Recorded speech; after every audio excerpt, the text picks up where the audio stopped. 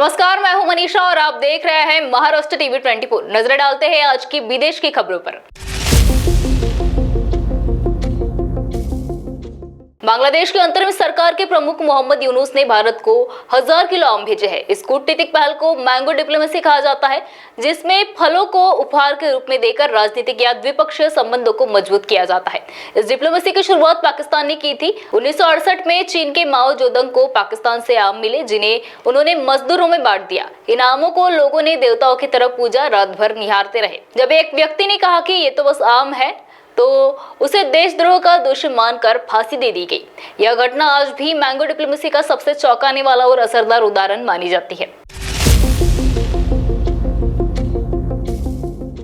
Yemen में भारतीय nurse Nimisha प्रिया को 16 जुलाई को दी जाने वाली सजाए मौत फिलहाल टाल दी गई है। निमिषा पर एक यमनी नागरिक की हत्या का आरोप है। यह राहत एक्टिविस्ट और समूह और प्रभावशाली धार्मिक नेताओं के हस्तक्षेप के बाद मिली है। इससे पहले डिप्लोमेटिक स्तर पर भी कई प्रयास किए गए थे। हालांकि पीड़ित परिवार ने अभी तक क्षमा या ब्लड मनी स्वीकार नहीं किया है, जिससे अंतिम राहत अब भी अधर में है। फ्रांस की फर्स्ट लेडी बिग्रिट मैक्रो को 2 महिला यूट्यूबर के खिलाफ सुप्रीम कोर्ट में याचिका दायर की है। इन यूट्यूबरों ने दावा किया था कि बिग्रिट असल में पुरुष है और उन्होंने जेंडर बदलकर राष्ट्रपति इमैनुएल मैक्रो से शादी की है। उन्होंने कहा था कि बिग्रिट का असली नाम जीन मिशेले ग्रोक्वेंस है, जो असल में उनके भाई का नाम है।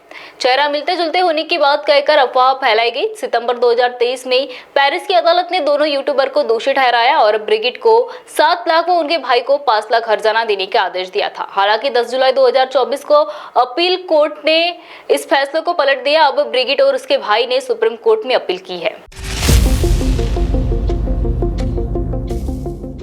यूक्रेन में प्रधानमंत्री पद पर बड़ा बदलाव होना संभव है। राष्ट्रपति व्लादिमीर ज़ेलेंस्की ने यूलिया स्विरिडेंको को देश के अगले प्रधानमंत्री बनाए जाने की सिफारिश की है। यूलिया, जो वर्तमान में उप प्रधानमंत्री और अर्थमंत्री है, उन्हें ज़ेलेंस्की की करीबी माना जाता है। वे 2020 से प्रधानमंत्री पद पर काबिज डेनिस शिमहाल की जगह लेंगे, जिन्हें रक्षा मंत्री बनाए जाने की योजना है। ज़ेलेंस्की ने सोमवार को फेसबुक पोस्ट में कहा था कि सरकार में आवश्यक बदलाव किए जाएंगे। हालांकि यूलिया की नियुक्ति संसद की मंजूरी पर निर्भर है। ज़ेलेंस्की की party servant of the people के पास संसद में 254 सीटों के साथ पूर्ण बहुमत है, इसलिए माना जा रहा है कि यूलिया के प्रधानमंत्री बनने का रास्ता साफ है।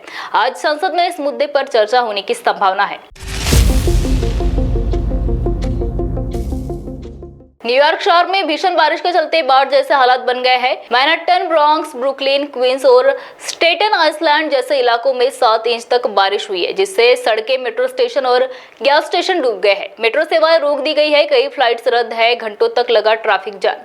राष्ट्रीय मौसम एजेंसी ने शहर के 5 प्रमुख इलाकों में बाढ़ की चेतावनी जारी की है। न्यूयॉर्क का करीब 16% हिस्सा बाढ़ से प्रभावित है। न्यू जर्सी के गवर्नर फिल मर्की ने आपातकाल की घोषणा कर दी है, रेस्क्यू टीमें सक्रिय कर दी है, लेकिन अब तक कोई जनहानि की खबर नहीं है। महाराष्ट्र टीवी 24 की विदेश की खबरों में फिलहाल इतना ही। देखते रहिए महाराष्ट्र टीवी 24।